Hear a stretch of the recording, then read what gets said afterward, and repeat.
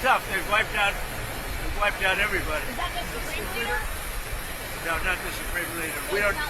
Well, nobody heard of the second Supreme Leader. Mr. President, Iran's foreign ministry says you're not telling the truth when it comes to productive conversations. Well, they're going to have to get themselves better public relations people.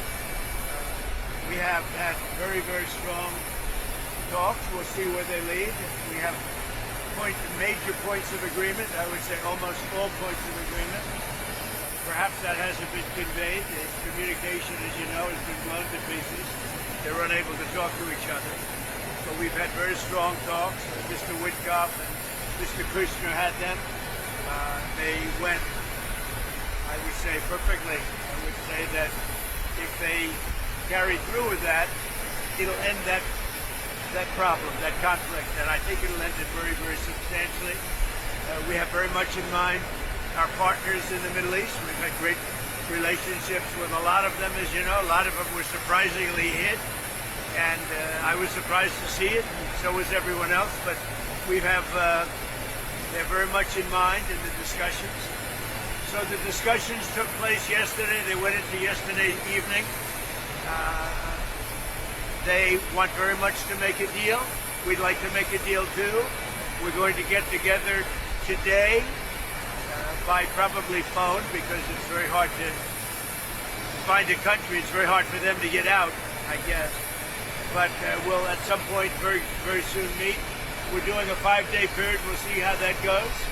And if it goes well, we're going to end up with settling this. Otherwise, we'll just keep bombing our little hearts out. Who are you speaking with in Iran? A top person. Don't forget, we've wiped out the leadership phase 1, phase 2, and largely phase 3. But we're dealing with a man who I believe is the most respected and the leader. It's a little tough. They've wiped out everybody. Is that the Supreme Leader? No, not the Supreme Leader. We don't. Well, nobody heard of the second Supreme Leader, the son. Are these Nobody. We have not heard from the son. Every once in a while, you see a statement made, but we have not. We don't know if he's living. But the people that seem to be running it, and they seem that based on really fact, because things they've said have taken place. Can you say what that is? I can't. Mr. President, I know you deployed. I don't want him to be killed. Okay, I don't want him to be killed. Mr. President, nobody wants to be that. Nobody wants that job right now. You know, nobody's exactly looking forward to being the head of that particular country. But perhaps we'll be able to solve that problem. Mr. President, you deployed ICE agents to American Who are you with? Newsmax, sir. You deployed ICE. You're not doing a very good job. You deployed ICE agents. You're not doing a good job. Did you hear me? Okay, go What ahead. exactly do you want from You these believe in them talks? taking CNN over Newsmax? What exactly are you looking for in these talks, Mr. President? We're looking for all of the things that we've been talking about. We want to see no nuclear bomb, no nuclear weapon, not even close to it. Low key on the missiles. We want to see peace in the Middle East. We want the nuclear dust. We're going to want that. And I think we're going to get that. We've agreed to that. Yeah, we've agreed to that. Do you want the enriched uranium before you can end this? And we want no enrichment, but we also want the enriched uranium. If this happens, it's a great start for Iran to build itself back, and it's everything that we want. And it's also great for Israel, and it's great for the other Middle Eastern countries, Saudi Arabia, UAE, Qatar, all of them, Kuwait and Bahrain in particular. So it's great for all of them. Elon Musk said I don't think he's going to be a Newsmax. If we talk so well and we reach a ceasefire with Iran, do you believe Israel would abide by that agreement? I think Israel will be very happy with what we have. We just spoke to Israel a little while ago. I think they'll be very happy. This will be peace for Israel, long-term peace, guaranteed peace. If this happens, and, I can't guarantee it, but I think it's going to. My life is a deal. That's all I do is deals, my whole life. I think this is something that's going to happen. And why wouldn't it happen? So tomorrow morning sometime, their time, we were expected to blow up their largest electric generating plants that cost over $10 billion to build. It's a very good one. There was no dearth of money. and one shot, it's gone. It collapses. Why would they want that? So they called. I didn't call. They called. They want to make a deal. And we are very willing to make a deal. It's got to be a good deal. And it's got to be no more wars, no more nuclear weapons. They're not going to have nuclear weapons anymore. They're agreeing to that. Any of that stuff, there's no deal. You said you're going to get the enriched uranium. How are you going to get the enriched Well, uranium? Are you going to send it's very easy. If we have a deal with them, we're going down and we'll take it ourselves. Can I ask you, the Treasury lifted sanctions on Iranian oil that was out to sea. You criticized President Obama for giving Iran $1.7 billion. Well, I just want to have as much oil in the system as possible. But Iran is And we don't even know if Iran gets that money. Frankly, I think it's very hard for them to get it. But you have ships that are out there that are loaded up with oil. Rather than keep it there, I would rather see it go to the system. Any small amount of money that Iran gets is not going to have any difference in this war. But I want to have the system be lubricated. even $14 billion Where's the $14 billion? with the inflated price. They get $14 billion from the. I don't think they're getting the money. I could tell you, when this is all over, I will tell you who's getting the money. Why are you sending the Marines from California, given that it'll take them weeks to arrive? Is the intention to police this raid or take off? What are you doing? Well, it's been reported that there are Marines that left California, left San Diego last week. Why are they headed there now? Well, let me ask you this. If you were in my position, and I asked you that question, do you really believe I'd give you that thing? Crazy question. Are we directly talking with Iran? How is that different from what Russia is doing in Ukraine by any Ukrainian power? Well, I think it's a lot different. And if you look at the nuclear weapons that they wanted to have, that they wanted to possess, a lot of things are different. I'm not a fan of what Russia's doing either, just so you understand. All right? But it's a lot different. You're talking about a country that has been evil for 47 years. They've been horrible. Death all over the world. Not just us. Look at the way they attacked unexpectedly all of those countries surrounding them. It was not supposed to. Nobody was even thinking about it. But they wanted to take over the Middle East and they wanted to knock out Israel permanently. If they had a nuclear weapon, they would have been able to. Are we directly talking with Iran? Look, I'm not a fan of the guy. If you look at, and you never cover this, if you look at his troops or whatever he went on, his ex-troops, if you look at his troops or his statements, he was all for everything. All of a sudden, he wasn't. He was a man that I met at Dover.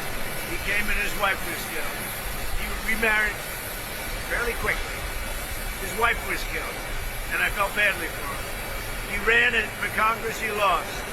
He ran for Congress again and he lost. I said, you know, he's a guy, nice guy, seemed like a very nice guy. I met him, he was pretty heartbroken, pretty.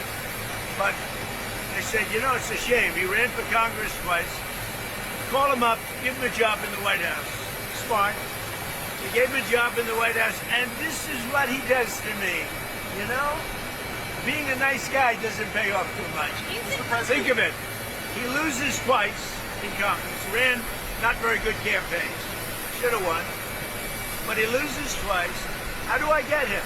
I have my people call him, because I didn't deal with him for the most part. I saw him a couple of times, but I never dealt with him at all. I had no idea his ideology was left or right, whatever it is. I can say this. He said very strongly that Iran is not a threat. Iran's been a threat for 47 years, and there's not a country in the world that doesn't agree with me on that. So I take this guy, Joe Kent, who lost twice for Congress, pretty badly and tough, and it was devastated, and I know that he lost his wife. So instead of letting him live out his life, I brilliantly have my people call him and offer him a job in security, essentially, in the White House.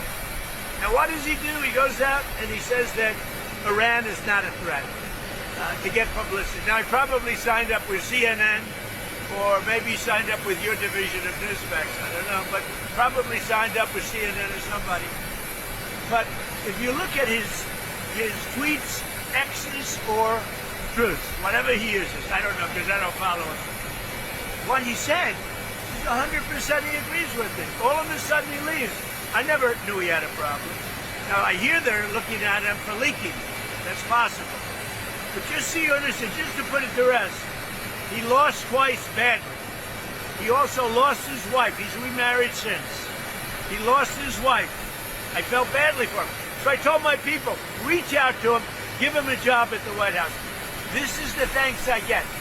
Any other questions? He said Iran was not an imminent threat. That's what the intelligence said. I think it was an imminent threat. I think that Iran, if we didn't bomb them with the B-2 bombers, now that set them back. But if we didn't hit them with the B-2 bombers, they would have had a nuclear weapon within 2 weeks to a month. And if they had a nuclear weapon, they would have used it as soon as they got it. If Iran obliterated their nuclear sites last summer with their strikes, then how can you argue with an imminent threat now? Oh, we hit them so hard, we obliterated them. But that doesn't mean with the right equipment, you can't dig down and go get it. We don't want that. We won't have that. But we obliterated that site. They still haven't been able to get it. That was a complete success. But if it wasn't, they would have had, if we didn't hit them, if we didn't use the B-2 bombers, which are unbelievable, we just ordered 22 more of them, modern version, by the way, super modern version. If we didn't hit them with the B-2 bombers, they would have had, within 2 weeks of that attack, that's why we hit them, because we knew they would have had a nuclear weapon. They would have used it on Israel and the entire Middle East. Overall crime in Memphis is down 43% since you began this task force. Is this a template you think is Well, working? what I'm doing today, really, this was supposed to be, this was a little bit before, set up a couple of weeks ago. This was before we had this situation with Iran take place last night. And by the way, they're just not communicating. When they say, I'm sure they don't mean that. When somebody says, oh, I didn't know we were talking last night, and I'm sure they have a lack of communication, which is appropriate considering we blew up, in addition to their Navy, Air Force, every division, their radar. We also blew up all of their anti-aircraft and communication. So they have no telecommunications. So there is a lack of, I would imagine, a lack of coordination. If you're worried about the miscommunication. Well, we think all we can do is think, look, we have numerous leader groups. They've all been killed. Very dangerous position. Khamenei was killed. Khamenei's son is unavailable. Nobody knows what happened to him. I can say they haven't seen him there either. Something is going on with him, but regardless, I don't consider him really the leader. But they do have some leaders left because we blew up group number 1, group number 2, a lot of group number 3. But we think we have people that are very representative of the country and will do a good job in You said there's many points of agreement with Iran right now. Many. What can you give us a many, like 15 points. 15 That points. Iran has said yes. Well, they're not going to have a nuclear weapon. That's number 1. That's number 1, 2, and 3. They will never have a nuclear They weapon. said yes to that. They've agreed to that. What about the Strait of Hormuz? Who's going to be in control of That that? will be opened very soon if this works. How soon? And who's in control of it? Will I mean, Iran still be in control of the oil? Be jointly controlled. By who? Maybe me. You want the United States to be in Me control? and the Ayatollah, whoever the Ayatollah is, whoever the next Ayatollah. Look, and there'll also be a form of a very serious form of a regime change. Now, in all fairness, everybody's been killed from the regime. They're really starting off. There's automatically a regime change. But we're dealing with some people that I find to be very reasonable, very solid. The people within know who they are. They're very respected. And maybe one of them will be exactly what we're looking for. Look at Venezuela, how well that's working out. We are doing so well in Venezuela with oil and with the relationship between the president-elect and us. And maybe we find somebody like that in Iran. Are you giving any more options to lower the price of oil while the stock? The price of oil will drop like a rock as soon as the deal is done. I guess it already is today. No, we have a very serious chance of making a deal. That doesn't guarantee anything. I'm not guaranteeing anything. I'm not going to come out here in a week or 2 weeks and have you all say, oh, you said, I didn't say anything. All I'm saying is we are in the throes of a real possibility of making a deal. And I think if I were a betting man, I'd bet for it. But again, I'm not guaranteeing anything. They want to make a deal very bad.